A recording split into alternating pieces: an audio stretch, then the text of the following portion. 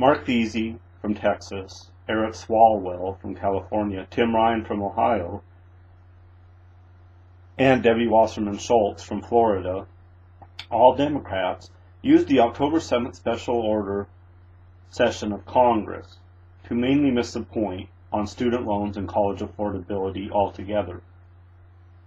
The most ridiculous and brainless thing of all was said by Shultz.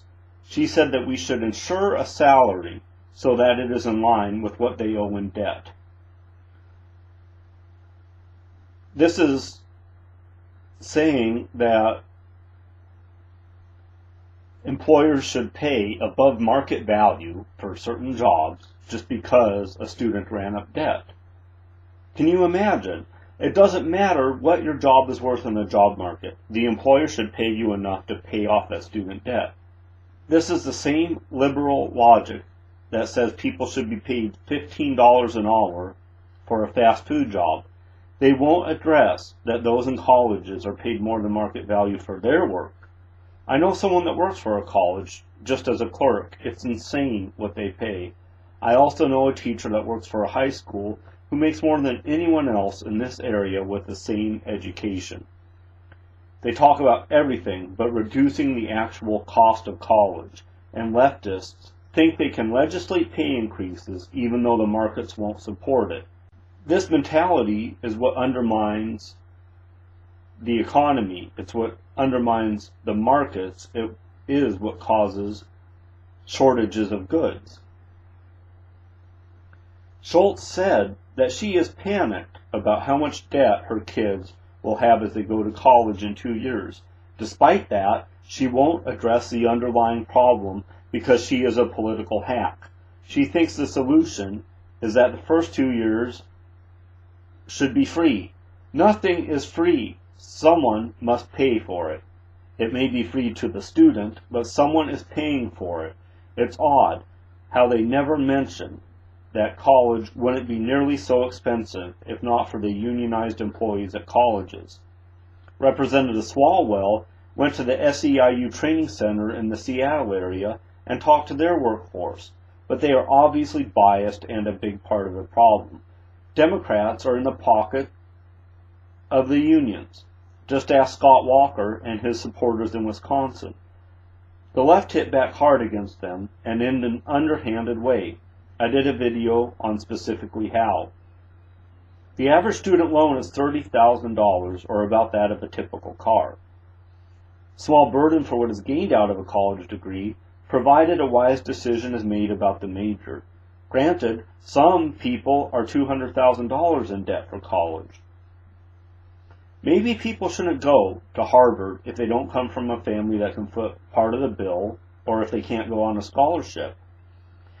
Veasey says it's the Republicans' fault, but Republicans didn't unionize educators or the support staff at schools, such as janitors and groundskeepers. Veasey also says people are putting off buying a house and buying a car, which he claims are important for our economy. He complains that college is less affordable day by day. Again, this isn't the fault of Republicans. Veasey himself gave the number that the average student debt is about $30,000. This is about the price of a new car and well worth it for the opportunity college gives a person. As to the increasing cost of college, this is what needs to be addressed. Veasey mentions that the Pell Grants have not increased. Increasing Pell Grants will either be an increased burden on current taxpayers or the college students themselves or even their kids. One must add on to this the inherent inefficiency of government. This will really add up. The underlying expense of college itself needs to be addressed, but leftist politicians will never admit this. Veasey blames this problem on the inaction of the Republicans repeatedly. Shifting the student debt to the taxpayers, whether current or future, will not help the problem. It will postpone it at best. That crushing debt will still be borne by someone, and thus the drain on the economy will still be there. Debt doesn't magically disappear, although you'll never hear a leftist admit that. Increasing Pell Grants and loan forgiveness will not help. In fact, it'll hurt because the debt must still be paid to the lenders plus additional federal bureaucrats. Furthermore, college debt relief will shift the burden of the debt to others that didn't even go to college. This isn't fair, nor will it benefit the economy. That debt is still being borne just by different people than the ones who actually made the choice to run up the debt. If not borne by the people who chose to take on the debt, it is borne by those who did not. This includes those who did not go to college and who often make less than a college graduate. This illustrates not only the unfairness of the proposal by Veasey, but also that college is not always a wise choice. The economy needs people doing jobs that don't require college educations. And for those who went to the hard work of earning engineering degrees, the abuse of the H-1B worker visa program has left many of them out of work. Democrats at work again. They and the rhinos never will properly enforce our immigration laws. What struck me the most about what Veasey said is that millennials are not concerned about national defense or the price of goods, but this issue of student loans has their attention. The problem with that is government policy has caused the price of college to go up, and that is why these excessive student loans exist. Also, the price of goods and national defense should be a concern of all citizens, regardless of age. No one forces anyone to go to Harvard. No one forces someone to take a loan to go to a state university rather than working their way through so that they don't need to take out loans. People often do just that. Also, the national defense and maintaining a stable currency and just flat staying out of the economy is what the government is to do. Worrying about how people get on in this world is the responsibility of individuals, not the government, Congress, or congresspeople. As an added bonus, when we have that personal responsibility, we are also free. Many of us in America now don't value freedom. Many sacrificed much with the misery at Trenton or crossing the Delaware to establish this free nation, and many sacrificed to ensure it continues. We are cynically flushing all that sacrifice away. Veasey also says that he doesn't hear any concerns about budgets, Social Security, the military, or national security from millennials. Of course he doesn't hear that. He's pretty much said that they are only concerned about their own narrow lot in life and not the larger picture. Taking on student loans instead of working their way through college is a personal choice, and no one should bail them out. Veasey says that his student loan debt ate into his discretionary income. At least he had discretionary income. He related how it was difficult to afford gifts at Christmas for his parents, and how others have that problem. Many people have it much worse than Veasey did. It also never seems to be mentioned that tax burden is a big part of what leads to this. A big part of why we don't learn lessons in life is because we allow people to hide from consequences. That leads to poor decision-making, up to and including voting for Obama. We will be paying for that mistake for decades, and it could mean the demise of America as we know it. If people really had to face these issues, such as taxes, without this constant sweeping under the rug, and had to write checks to the government every week to pay taxes, as with other bills, there'd be a tax revolt within a few months.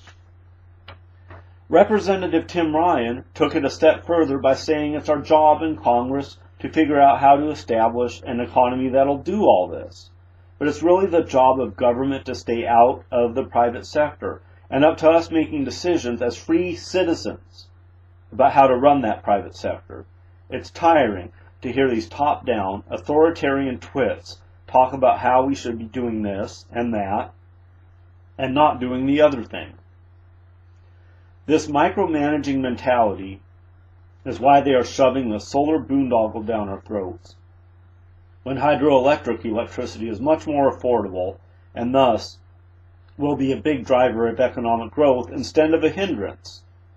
The expensive solar panels, which require subsidies, will hamper economic growth. It takes a long time to pay those off at going electric rates.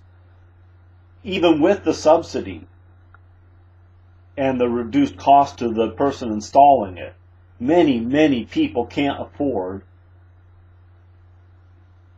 to put those on their houses. So those people are just stuck with whatever high electric rates the government imposes on us, because they won't allow new power plants to be built. Nuclear power is another way to provide inexpensive electricity to people. Ryan even brings up windmills with all their parts as a way to provide electricity and reestablish the middle class. Anything that requires government subsidies will harm what's left of the middle class. It will not reestablish the middle class. Free market solutions are the efficient ones, and everything that they are pushing down our throats would exist in the free market if it made sense. This constant distortion of markets because of subsidized industries and minimum wages is causing unemployment in our nation, yet we continue down this path. It is not sustainable. It's why we have declined to 16th on the Economic Freedom Index, and we are still heading down that scale instead of learning our lesson and freeing up markets in America again. In 2001, we were second on that scale, only behind Hong Kong. Freedom means being able to make choices to better our lives if we have the intelligence, work ethic, and ambition to do so. If we're told we must use expensive electricity, be subject to well-sapping carbon taxes, and every other kind of tax, have the government decide what labor is worth in the form of minimum wages, price floors on some things, such as dairy milk, and price ceilings on others, we will never have a true free market economy. I read a history of the town I grew up in, where people were working for less than they normally would after the Great Depression hit. It wasn't the best situation, but working for lower wages started people producing things again, and this got the economy moving again. Wages started to increase as time went on. Again, freedom means being able to make choice, better our lives, if we have the intelligence, work ethic, and ambition to do so. We can't do this if we can't make choices in the private sector about how to generate electricity or produce anything else. We can't decide to work for less than normal when jobs are scarcer. We must use a government-imposed method that is invariably more expensive. This means that more and more money is sapped from our pay just to use the same amount of electricity because government doesn't allow new power plants to be built and keeps increasing carbon taxes. As more and more of our pay is eaten up in electricity, we have less and less to spend on other things. This means that whoever was supplying these other things are forced to lay off the people manufacturing those things. Representative Ryan is from Ohio, which he says is an area heavy in manufacturing. He should understand that industry requires affordable electricity, and that the policies he recommends are harmful to the efficient operation of industry. The middle class will not be reestablished by windmills. Ryan says that the windmills contain 8,000 components and hundreds of tons of steel, complicated components such as gears, bearings, hydraulic parts that will get manufacturing going. This, too, is inefficient compared to hydroelectric power. It depends on the wind blowing, which is inconsistent. Also, all these parts are required above and beyond what is required for hydroelectric. It's why they require subsidies. This doesn't help. The government thinks they can solve poverty and lack of jobs by demanding extra jobs be created through mandating processes not required by the market. Suppose the government demanded a car have extra parts over currently existing models. It costs more and would require a subsidy for these unnecessary parts. This subsidy would be borne either by individual taxpayers or the car companies making it in the marketplace. Thus, less money would be available to buy those cars just to make it appear that the government-mandated extra component car is affordable and competitive. This will result in unemployment. This is part of what we are dealing with now. This is part of the cause of all this unemployment in America, is because money is being taxed to support the government's pet projects that will not compete in the marketplace. I did a whole video on this, on how subsidies are a big part of what led to the unemployment in the United Kingdom, and how the entire country ground to a halt in 1979. we are heading down that same path in America. Representative Ryan also says we need to create an economy where young people thrive. It isn't up to the government to create that. The federal government is supposed to provide for national defense and maintain a stable currency, at which they are failing horribly. The rest is up to us as individuals. This reminds me of what a state assemblyman from the Los Angeles area said when there was talk of making California a part-time legislature like Texas has. It would limit the legislature to 60 days in session per year. This assemblyman from Los Angeles said there is no way we can run the 7th largest economy in the world with a part-time legislature. It isn't the job of the legislature to run the economy. That they view it that way is exactly what is driving people and jobs to Texas. The big tax states, like California, Illinois, and New York, are losing people to low tax states. Who can blame those people? People can manage their own lives and don't need government involved. In fact, that government is involved in so very much is a lack of freedom. We can't make decisions because the tax code determines what we can and can't do in life. We think we are making decisions, but we are mere cattle herded by the tax code. This is one very big reason why the IRS should go. An important part of this picture had some light shined on it when Tim Ryan mentioned the importance of industry as he talked about windmills. How are we to manufacture these here? Obviously, much of our tool and die industry has been chased offshore by leftist policies. Northern Illinois and Wisconsin, among other areas, used to be a hive of tool and die activity. The problem goes even deeper than that. We don't even manufacture much steel in the USA. In fact, the last time I looked at the numbers was 2011, when the USA only manufactured 86 million metric tons of steel compared to China's 680 million metric tons per year. Also, by comparison, the USA manufactured about 130 million tons per year way back in the late 1940s. If Ryan wants steel produced, he needs to recognize that rebuilding that industry will likely take more than a generation because of the huge investment involved. How are we to manufacture all these windmills when we don't manufacture much steel? The new Bay Bridge in San Francisco was built with Chinese steel. Given our limited production, our warships are probably built with Chinese steel. The last steel mill in my home state of California left way back in the 1990s. The equipment was shipped to China. The South Shore of Lake Michigan used to have a thriving steel industry, as did both Pennsylvania and Ohio. Most of that is gone now. The reason it is gone is because of regulation and the tax code. U.S. Steel, for instance, has a plant in Eastern Europe. Granted, China is problematic because they subsidize their steel and dump it in the UK and USA.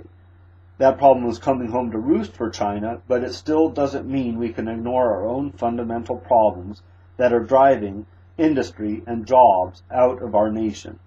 The sign on the easel on the House floor next to Representative Swalwell said, "Standing up for the next generation." These representatives have an odd way of doing it.